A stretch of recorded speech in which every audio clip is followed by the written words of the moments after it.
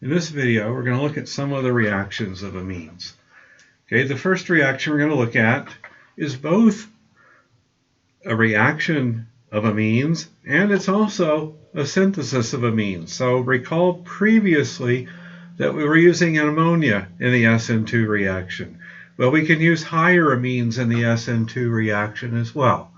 Okay, so in this equation here at the top, we can take a higher amine and just do an SN2 reaction like that with an alkyl halide or tosylate, and this will convert, in this case, a primary amine to a secondary amine. Like before with ammonia, we do have this problem with over-alkylation, okay, and this is because this ammonium salt here and the starting ammonium salt are of comparable basicity, okay? So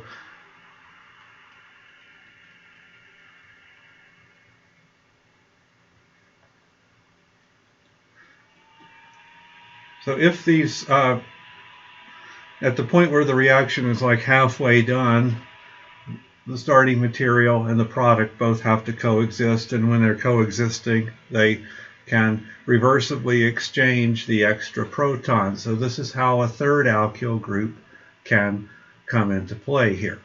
Okay?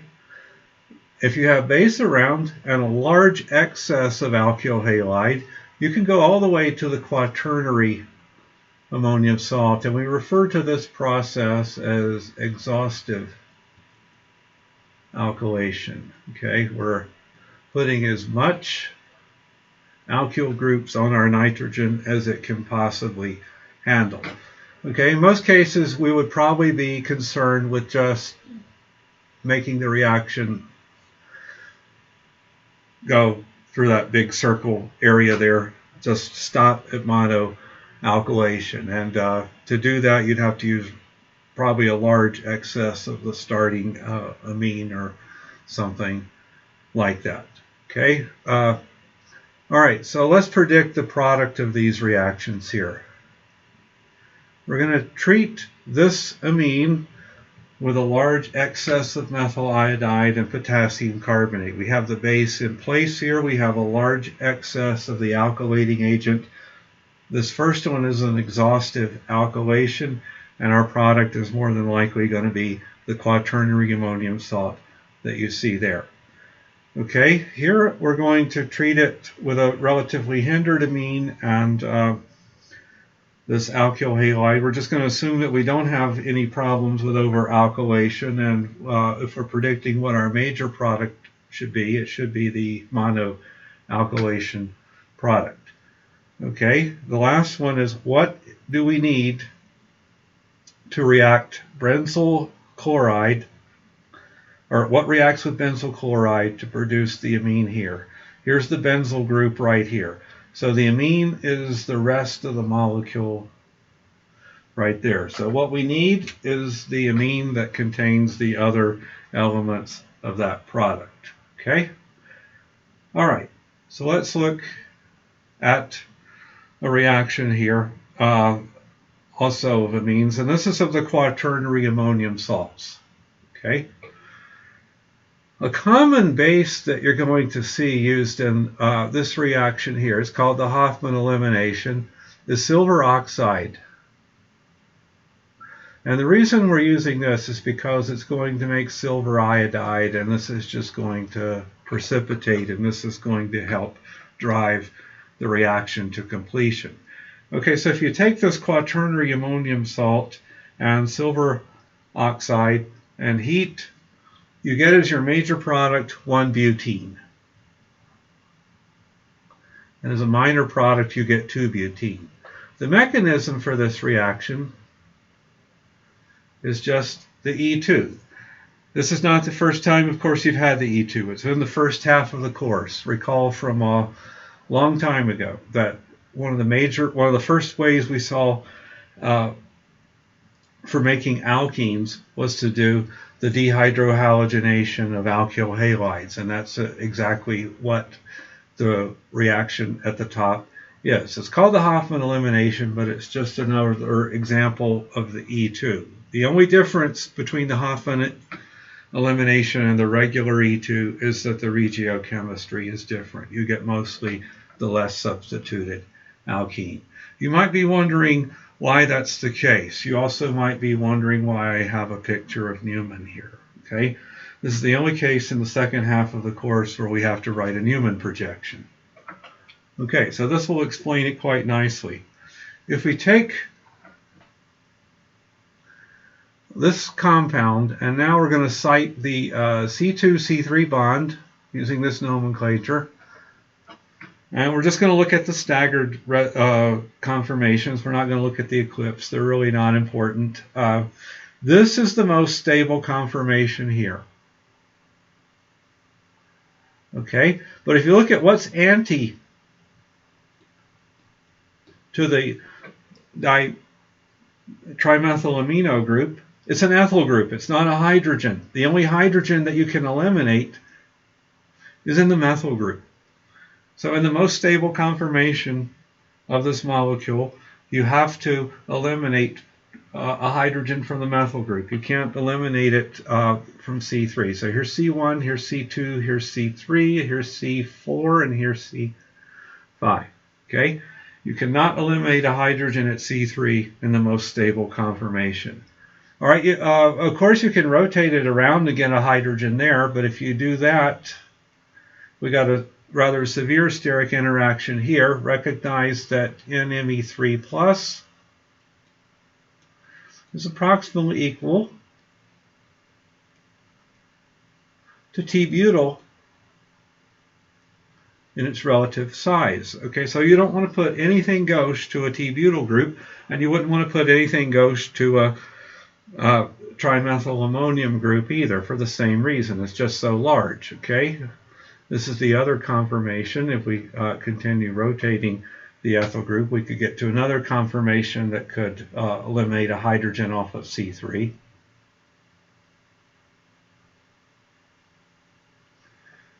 Okay, but that one also has the same problem with this bad steric effect. Okay, so we get the less substituted product when we do the Hoffman elimination as to the classic dehydrohalogenation, or E2, from a long time ago, simply due to conformational effects. The conformation that has the hydrogen in the right place for the more substituted alkene, only the less stable conformations have that property, so it's not as likely to form there. Okay, let's look at another issue, and this is electrophilic aromatic substitution using anilines. Back in the electrophilic aromatic substitution chapter, probably remember that NH2 is a really good electron donating group. Okay, so we would say that aniline, shown here, is very activated for the electrophilic aromatic substitution reaction. In fact, it's so activated that it can react with bromine or chlorine, and we don't have any of that Lewis acid catalyst here. And it's very hard to actually stop this reaction from adding bromines to all of the ortho and para positions. Okay, no Lewis acid is required, but it's hard to stop the reaction at monosubstitution. Okay, reactions that use strong acid often are very problematic in their reaction with aniline. All right, so if we try to nitrate aniline, we find that what you get here is the major product is meta. And you're probably saying, how can that be? NH2 is an ortho-para director. Well, these are both strong acids.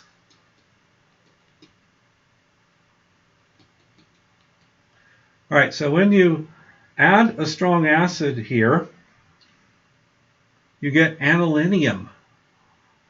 And this group, NH3+, is an electron withdrawing group. It has a positive charge, so it's actually deactivating to the system.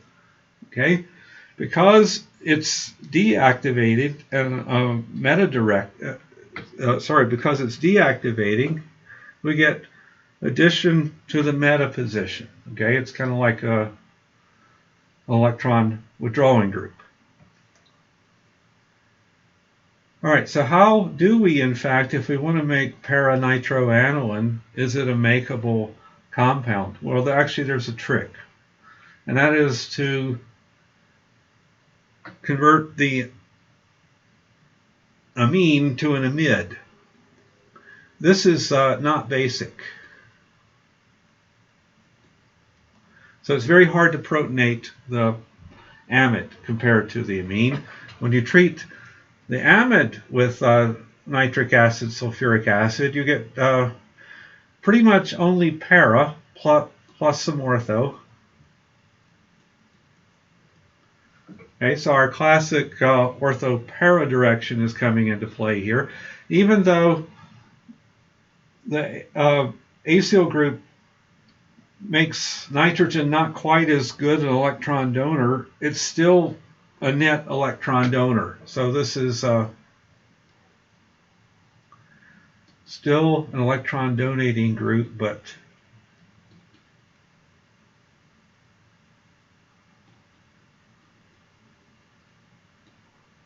not as strong an EDG as NH2. Okay? All right, so if you have an amide, you can turn it back into amine just by doing an amide hydrolysis. Okay, so we treat this amide with strong aqueous acid or strong aqueous base, and that is going to convert it back into the amine. Okay, so we have to use multiple steps to avoid this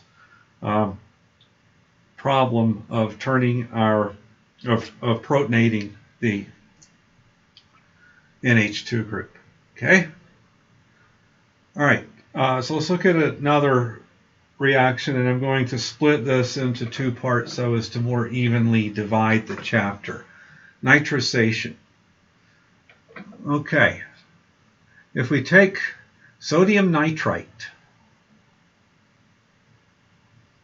and 2 moles of acid, okay, a strong acid, this is going to reversibly generate nitrous acid, but with the excess acid present, a further reaction is going to occur.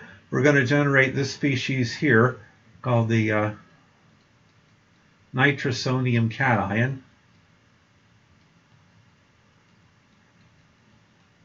And byproducts if you're using HCl or water and NaCl.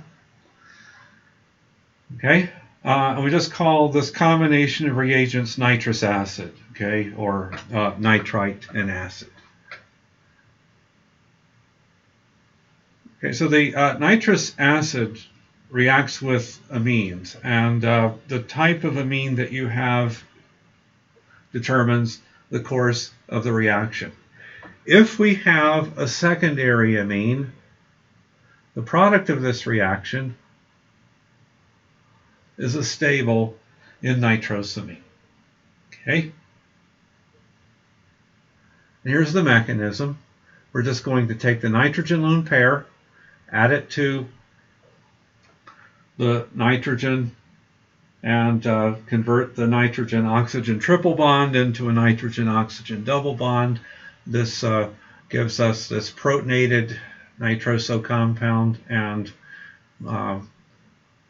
anything basic in solution, either the starting amine or even hydroxide ion or water or something like that, is going to readily lose this extra proton to give you the stable in nitrosamine. Okay? All right, so for example, if we take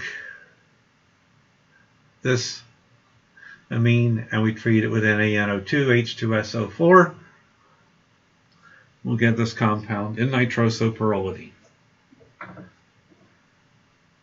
Okay, only secondary amines give stable in nitrosamines. Primary amines give different products, and it also matters for the primary amine whether it's an alkylamine or an arylamine. Okay, so a primary alkylamine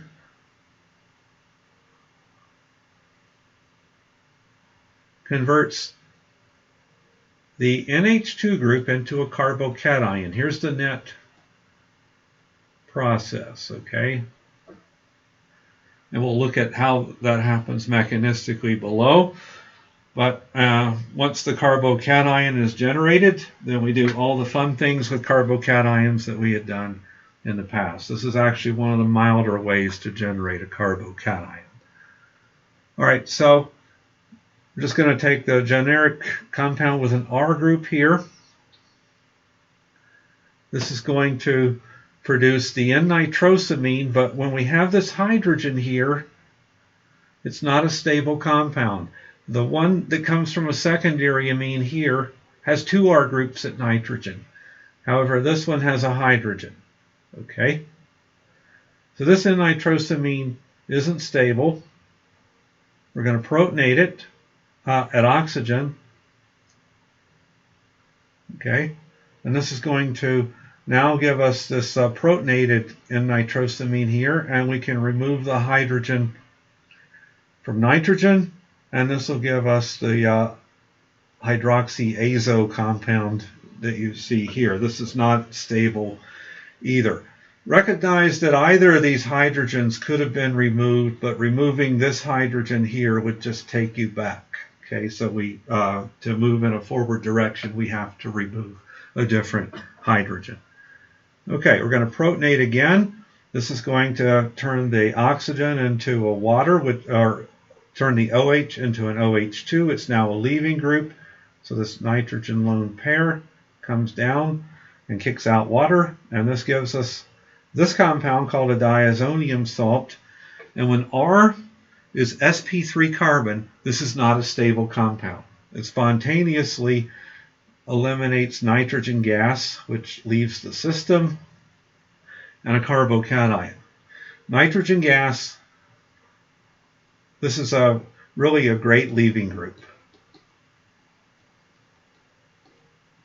It's better than any leaving group you've ever seen. Better than a tosylate, better than an iodide, okay? And this just readily, spontaneously happens. Okay, so let's look at some reactions here. All right, so let's complete each reaction equation. First one is a three-step reaction where we're taking the amide, we're doing Friedel-Crafts alkylation, we're doing a nitration, and then we're treating it with H3O plus in heat, and this is going to be the amide hydrolysis. Okay, so step one.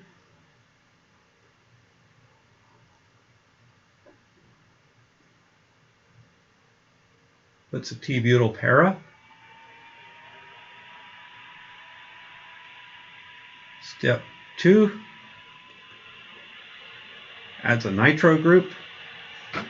And here we're worried, what is our boss group? Is it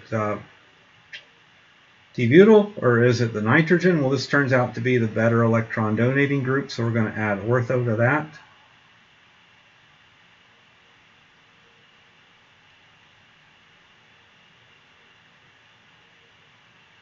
In the last state part of this, we're just going to do the hydrolysis of the amide, and that group is going to go away.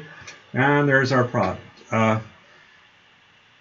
We should have a nitro and a T-butyl para to an NH2 group. All right, so something is reacting with NaNO2 and aqueous HCl to produce a mixture of the water, the chloride, and the alkene. All right, these are all compounds that could form from a carbocation. So what it seems like we need here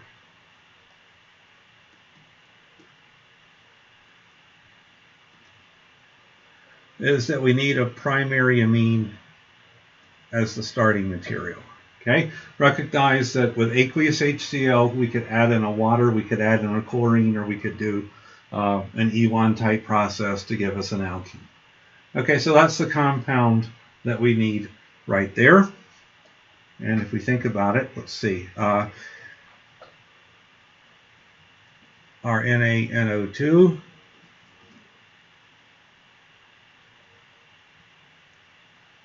is going to give us this carbocation.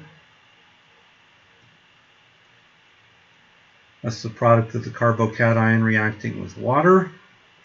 That's the product of the carbocation reacting with chloride ion. And this is the product of some sort of E1 process. Okay, we have some sort of base in there, and we're going to get an elimination like that.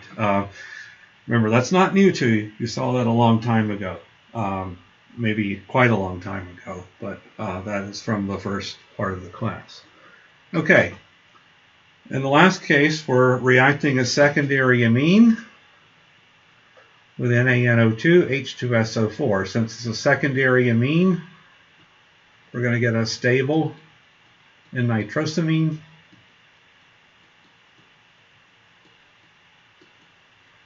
And that is the product that we would predict from this last equation. Okay? All right, let's do a mechanism problem. Suggest a structure for A and write a mechanism for the conversion of A into B and C. If you had my class for Chem 313 or the earlier class, you would have noticed that you'd had almost an identical problem on your exam, except I think I had an OH here, a methyl here, and I treated it with concentrated sulfuric acid to get similar rearrangements. Okay? All right, so notice here that C is the product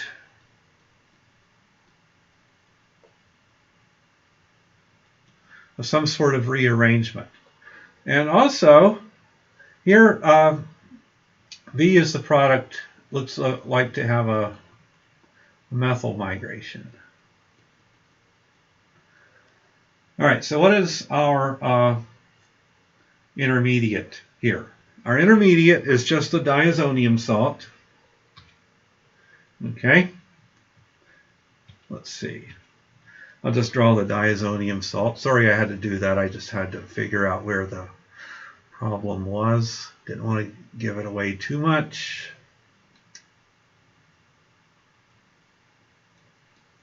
So here's A. It's that diazonium salt right there.